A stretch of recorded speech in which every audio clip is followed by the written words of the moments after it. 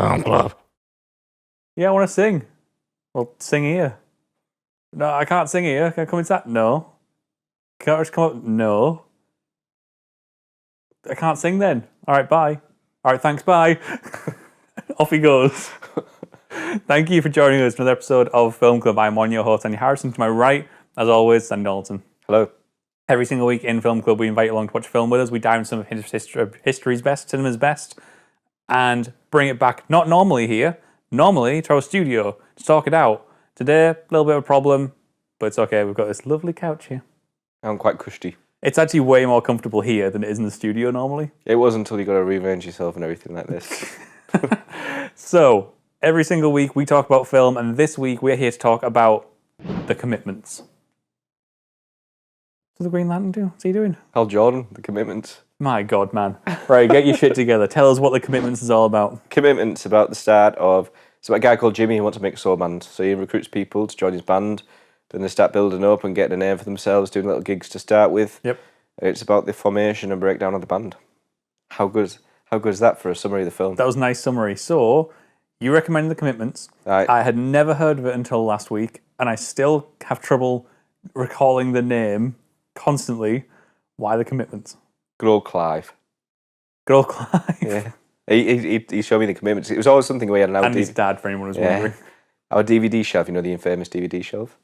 It was always on there, and I never got the grasp of what it stood for. I remember one day me and Dad had a few pints together, want whiskies at this point, and I said, "Oh, Dad, what's the crack with that film?" Then he goes, "Commitments." It's like one of the best films ever. It's one of those films you like the full Monty. You can just watch and watch again. It's so good because it's got like elements of full Monty. You know, like a whole kind of. It's got that's a good call. The vibe's very similar to Full Monty in terms of the working class, working class film. Thing. Yeah, so it's stuff like that, and he goes, "Come on, we'll watch it down." And we watched the film. I was like, "Holy shit, mind's fucking blown! What a film!" And then obviously, of course, we watched the Blues Brothers the other day, didn't we? We did. And I was thinking, what a great film! You know, like this really good blues soundtrack to the whole thing. There's a track that's used in the Blues Brothers that's used in this as well. Oh shit! I don't know what it is. You know when? Are you sure it's not? Are you sure it's not Trying a Little Tenderness? No. It's so. I can remember I can recall the moment in the film it happens. It's when. Is it Jimmy is with his mum and he's playing a record for everybody? And apparently it's him that's on the record playing the trumpet. Are you sure it's not Louis Armstrong? It could be. I literally don't know what it is, but I know that it's either in the Blues Brothers film, which I think it is, but it's definitely in the Blues Brothers SNL skits. Oh right, okay. So I remember hearing it when I was editing last week's episode. Fair play. There you go. So it's a bit like the Blues Brothers, and I thought, what better way than to continue the trend of music in film than to do something like The Commitments, which is the other side of the ocean. Atlantic Ocean? Yeah, Atlantic Ocean. There's my geography for you. Not from us. You what? From the Blues Brothers. Not from us. Yeah, but the Blues Brothers for us is the other side of the Atlantic Ocean. Oh, right, yeah, okay. I get you, okay. I thought you were saying Ireland was across the other side of the ocean for us. Who's this guy? Well, to be honest, it's over the Irish Ocean for us as well. Yeah. But point is, I thought, let's do it from our perspective, because yes, it's based in Ireland, but there's a lot of that Irish kind of, as you said, working class that's true to UK as a nation. Yeah, there's this is Dublin, by the way. So it's actual Ireland. It takes place in Dublin, yeah, and not Northern Ireland. I did a little bit of reading around afterwards, not a lot, but a little bit of reading around. Like considered one of Ireland's best films. Mm-hmm. Directed by the guy who did Evita, Alan Parker, and Fame. Fame. Two kind of like staple classic musicals. Fame. I've heard of Fame. Fame. Wow. So, wow. Alan Parker has made this fascinating sort of working class Billy Elliot feeling. Yeah, Billy Elliot, good shout. Musical. Good shout. You said Billy Elliot earlier. Your dad said Billy Elliot. Monty Python. Not Monty Python, full Monty. Monty Python, Billy Elliot feeling, working class, musical, but not a musical. Like there's no musical numbers in it exactly. People play music. Mm-hmm. There's no like hyper reality that occurs. Like the Blues Brothers. You have like the moments where the Blues Brothers burst into dance and stuff. There's a bit of the diner in the Blues Brothers. This doesn't have any of that. This is much more grounded. with this like overarching sort of cynical overtone about the whole thing. There's like I guess there's a weird sort of there's a reverence for being like an independent musician. There's also a cynicism for being an independent musician, which it makes an interesting dichotomy between the two. It really does, because in the end you've got this. These people want to make money, so one of the main things in the mind is like, where's the money? I was promised money and stuff like that. Then they start fighting. You know, at the end, there's brawls that become a big part of the band disbanding. Shouldn't laugh at that. Shouldn't laugh at that. You know, they're all fighting each other at the end. Jimmy says, you know, he gives up in the end. He's like, fuck this. Because I'm not saying that's part of working class kind of mentality, but at the same time, the Jimmy saying, fuck this. But the other aspects, you know, the fighting, the sleeping around and stuff like that. Sleeping around could be do with bands and stuff like that. But point is, a lot of their, like, you know, their problems with being working class correlates to their the good things about being working class. They're doing a great thing, like as not Jimmy, the trumpet player at the end. What's his name? Joe? Trumpet player is Jimmy. No, isn't it? Jimmy's the main gaffer. Oh, sorry. Who am I thinking of? I think I said Jimmy earlier, didn't I? When I was talking about the trumpet player. Joey. Sorry. Yes. So Joey says at the end, he goes, look, you've got these guys, you gave them something that you never thought they'd reach to aspire to, and you got them there. And like that's what's great, because they were working class people. They never thought they'd get them, and half of them don't even like soul, didn't know soul, you know. And then on the other side, it's just like, yes, they got there, but then they got it like, they let it get the better of them, to the point of like the scuffling, the fucking, Jesus Christ, the saxophones become a bit of a nonce, you know, and all this, it's like, Harsh. you know, a bit of a knobhead. No, but he has his all like this for glasses like this, and it's just like, I don't know. It's one of the things that annoy me about the film, as you can tell. It's just like, fucking hell, I think it's just mullets. I don't like mullets or whatever he's had. It's just annoying. Because he gets into jazz, doesn't he? Yeah, but then there's jazz, then there's like, what are you doing, mate?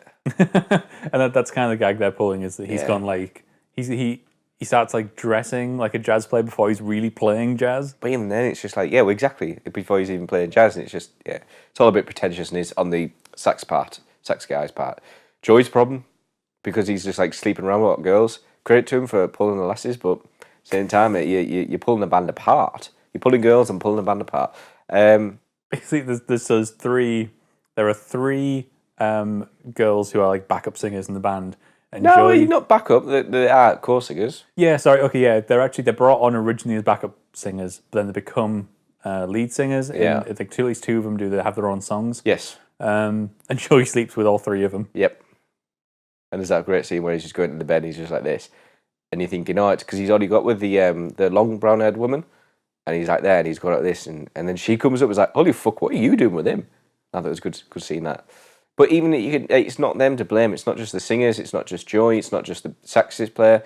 It's like the lead singer. He's a bit of a knobhead. What's he called? Deco. Mm-hmm. Great voice, which I'll go on to in a bit. But he's a bit like he's not paying attention to everyone. He's saying it's me, it's my fans, and was like, well, hold on, we are the band. It's not, you aren't our like things. And then you've got like the drummer he quits. You got the other drummer who likes fighting. He's all right, but then everyone like Jimmy's like seen as the protagonist of this. He's seen as the guy in the middle. Major problem from him. He's managing, but he's not fully managing, is he? He should stop that people sleeping around. You see the part where Joey sleeping was like, yeah, just what he does is what he does. Yeah. Then later on he's just like, keep it in your fucking trousers sort of thing. So there's management issues from Jimmy as well. It's just like, come on, mate. So they all like kind of like get over the head sort of thing and over themselves. It's this collection of people where none of them are excellent at what they do. A lot of them have talent in certain areas. Jimmy has a certain amount of talent for being a manager and for knowing music. The replacement drummer has a talent for picking up drums. The guy who is it Deco, who just talented vocalist, but they've all got problems. Like Deco is an absolute git. Like he's horrible, but not all the time. The guy who's playing drums keeps getting into fights. Jimmy cannot manage people. Yeah. So it's this interesting sort of like no one's one dimensional. Nobody in the film is one dimensional. Well, that's it. You really care about all the characters, actually. You do actually. A lot of the characters are really well rounded. Like there's some really nice scenes sprinkled in which add to the depth of the characters. Like the bit where I can't remember the girl's name. The blonde girl almost goes on holiday and she gets off the boat and like goes back to like that. That is only serving the purpose of her growing as a character. But she does actually marry that guy in the end. And so I guess I have a hesitation about the film. It's a lot of fun. There's a lot going on for it. I think it struggles narratively Makes sense. to tell like a proper story. Yeah. But I think it's almost purposeful as well. What is this? Because it leaves the end open. There's loads of stuff that just gets dropped. Go on. So perfect example. Although I just praise the guy who plays drums for picking up so quickly. He just fucks off. The other guy who picks up the drums, he can't play the drums at first. Yeah. But then by the time the first gig rolls around, he's playing drums absolutely fine. Yeah. There's the whole and then thing he fucks where off, and it's just like, okay.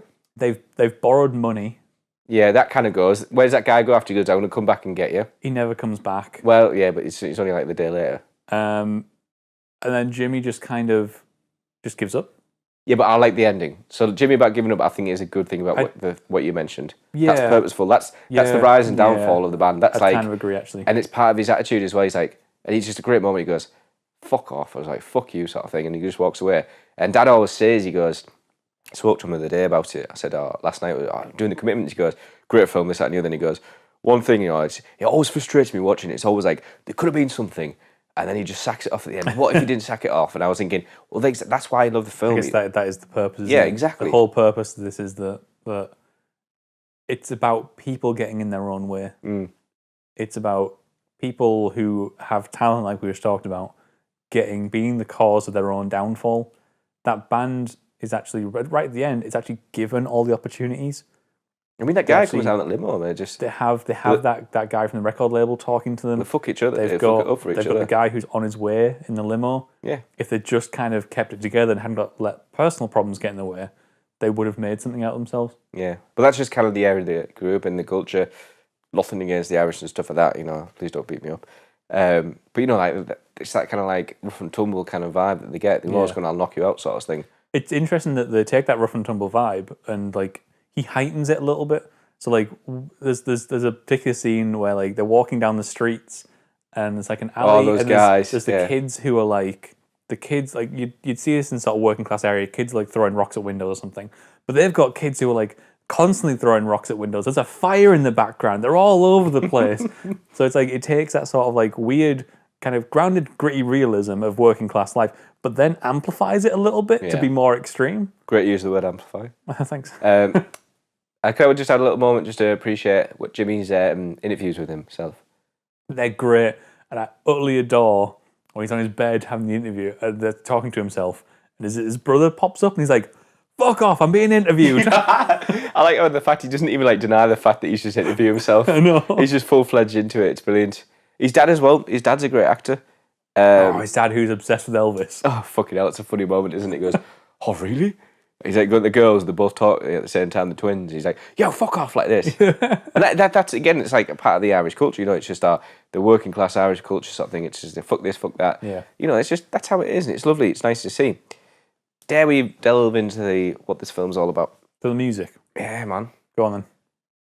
Just how good. The music's incredible, and like it manages to sustain these long sequences of just like tracks being played out, almost music video-ish at times. Yeah. Not in a bad way at all. No. Almost music video-ish at times. So there's a couple tracks in there which I recognise. Probably the one I mentioned earlier, "Try a Little Tenderness," Yeah. because that was made famous. And whatever recently. track it is they're practicing with at the beginning.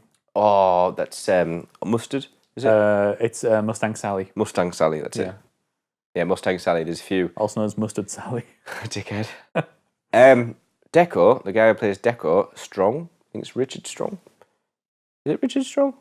Let's call him Richard Strong. Andrew Strong, my apologies, Andrew Strong. No, we're calling him Richard Strong now. Not bad.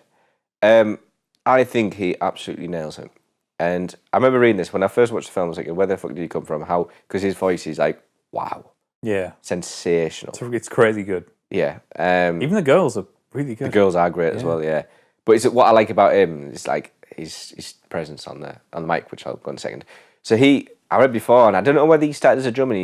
I remember reading somewhere, and this isn't right, 100%, that he applied for the drumming role. Then I found out he could sing, so he went to singing. Right. Don't know if that's right.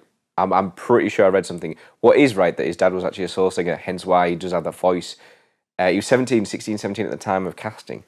How mad's that? Imagine a role like that. I mean, this So is hang like... on, when you say at the time of casting, did they shoot it's immediately time afterwards? of shooting, sorry. See, he's like 18, that film. No, he's 16, 17. 16, So he's probably 17 oh my time of shooting. God. Yeah.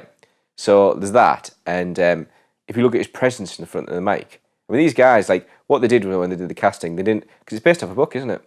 It is, yeah. It's based off a book which is the first of a trilogy. Didn't know that. I think this film is the first of a trilogy as well, Cool. but directed by different people. Well, I'll stick least with the this next one one's because I think this directed is by people. perfect by itself. It doesn't need any kind of sequels. Now, this guy, so Andrew Strong, not Richard. You look at, the way they got the cast is they got people who could sing, who are true to the book characters, who didn't have amazing acting ability, and I thought they all held themselves really well in the film. Yeah, they're all like unknown actors and stuff. Exactly. Yeah.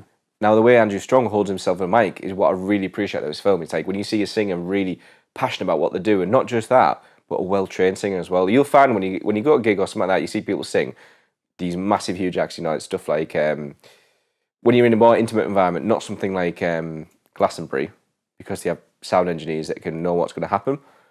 You see a singer do well, like on even this morning stuff. I remember watching our mum this morning. I was like, oh, you can tell she can sing, because they get the mic, and when they do like, again, try a little tenderness, and you go, like this. What you do is the way when you have more, you're emitting more gain out your voice, more like volume out your voice. You look away from the mic. When you come back, you got to come back. It's the way. So when you, it's hard to explain. The words are coming. Please wait on the edge of your seats. Look at some of the scenes of Andrew Strong, yeah, and look at the way he presents himself. The mic, not just the passion, but the way he looks away at certain points when he's actually singing there, and that is true to the thing of his dad is a fucking soul singer. He can actually sing, and it's like that part of it, like inclusion. He's actually fucking singing on stage. He's not miming at all. That guy's fucking going for it. I mean, these guys are recording stuff, and for me, that fucking nails it. You see later on that everyone's loving playing together, and it's just like the commitments aren't just a film. They do end up actually touring as the band Commitments. It's I mean, a bunch of people split off into different things. Bit and like stuff, Strong was one of them, and that's what's great about it. It's interesting to see this whole film. I don't think at any point it's mentioned about like. I don't think they ever have a conversation about like proper technique. It's all about passion. It's all about like the showmanship and the enjoyment of it and what you're putting through into your music. It's not about how you are technically playing it. And everyone can relate to it because everyone wants to do that. You feel passion as they feel passion. Yeah. It's seriously for me the one thing I love about this film, the music and that passion for music. I am completely rhythmically challenged in terms of any sort of ability to take on music, and yet I still completely got what they were talking about at any point in this film. Let's start a band. We should start a band. We should call it And He and Guy. I love beginning this film. So here and he and I, we've had a lot of debate over the name over the past year, and I love this film opens with the band that he approaches is called and. Oh yeah, with and exclamation and. That's it. Though. So that is the Commitments. You can let us know in the comments below what you thought of Commitments, or you can hit us up on Twitter as normal. We will be back once again next week with another film where we're going to be taking a look at Rian Johnson's last film in preparation of him directing the new Star Wars. We're going to be taking a look at Looper. So, we'll see you guys next week for Looper. This recipe tastes weird.